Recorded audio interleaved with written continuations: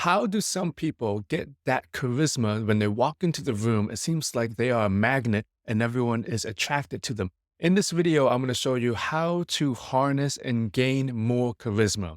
And if we have not met before, my name is Kit Pang. I'm the founder of Boston Speaks.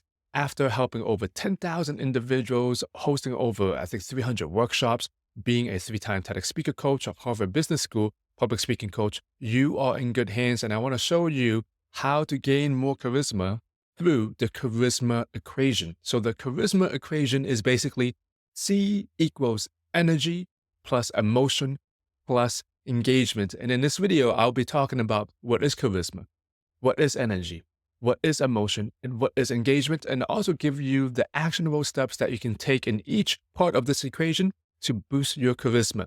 Let's first dive down into what is charisma. You see, charisma is that innate sense that you have, is that when you walk into the room, you have this great presence that emanates from within. Charisma is something that you can work on. You can say is that magnet that you have, that when you are your true authentic self, it attracts everyone else. We're going to go down into each part of the equation. Energy. What is energy? So you can think of energy in two different ways, okay? So there's inner energy versus outer energy. So most people, they tend to want to work on their outer energy, meaning I need to work on my body language, my vocal variety, my facial expressions, what I'm wearing, etc. So inner energy, you can break that down into three areas. Your inner energy is your mental energy, it's your emotional energy, and it's your spiritual energy. So your mental energy is your state of mind. How are you thinking right now? What are you focusing on? What are you concentrating on? Is your mind full of negative doubts? Are you clear? Are you in the zone? What beliefs might you have that might be holding you back? So when you have good mental energy, you are speaking from a good state of mind. And then you have your emotional energy. Your emotional energy is what kind of vibe are you giving off because of how you're feeling? Are you happy? Are you sad? Are you passionate about what you're talking about? And then we have spiritual energy. Not talking about like religion or anything of that nature. Your spiritual energy is basically, are you aligned with your values? Are you aligned with your mission? Are you aligned with your purpose in life? You see, when you speak from a good place, meaning good mental energy, good emotional energy, and good spiritual energy, your outer energy reflects your inner energy. So another way of saying it, your inner game runs your outer game. If you want to increase your mental energy, both inner energy and outer energy, here are some tips. Number one, take a journal. Maybe you've had a hard day, journal it out. Even if you did not have a hard day, you can reflect upon, what was my mindset like this week? What was my mindset like when I went to that speaking event? Emotional energy, how can you harness that? Start becoming more aware of how you're feeling. If you're annoyed, if you're nervous, if you are angry, how can you say, right now I am feeling this way. Instead of trying to escape this emotion right now, how can I be aware of it and what it's doing to me? And then spiritual energy, I know we've heard this many times before.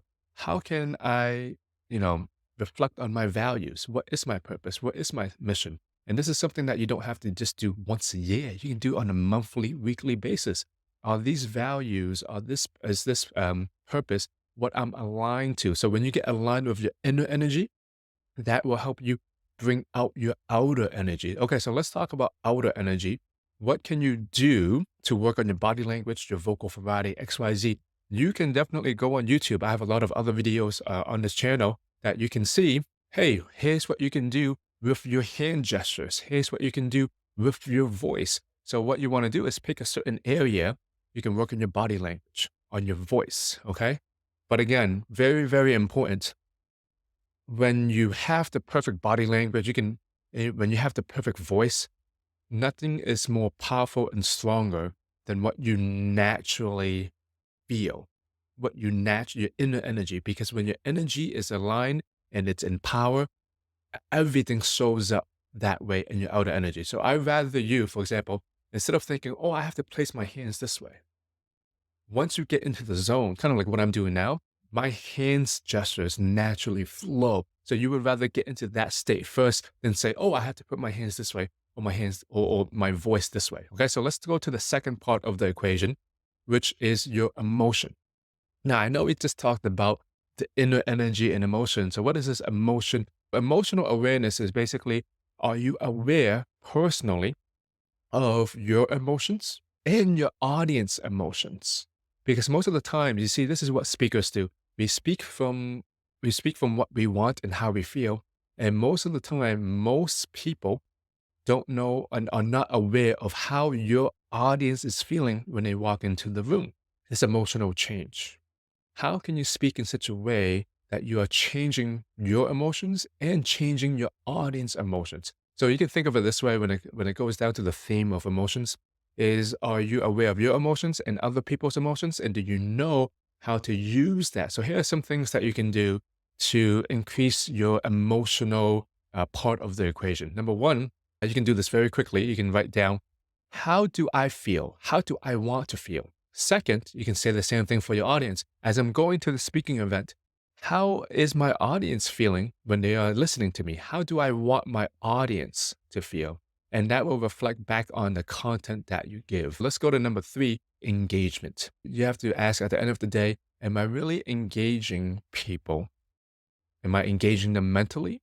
And am I engaging them emotionally? And am I engaging them on a spiritual level? That's why it's so necessary to get in touch with your mental, emotional, and spiritual energy first. So here are some things that you can do to get more engagement from your audience. Number one, use the word you, Y-O-U, more. Because why? Because when you use the word you, their ears naturally perk up. Because who are you talking about? You. Here's another thing that you can do. Ask your audience questions. Hey, what do you think about that? Hey, I just talked about all these different parts of the charisma equation. Which one resonates with you more? Let me know in the comments. Oh, if this is in the audience, let me know. Raise your hands.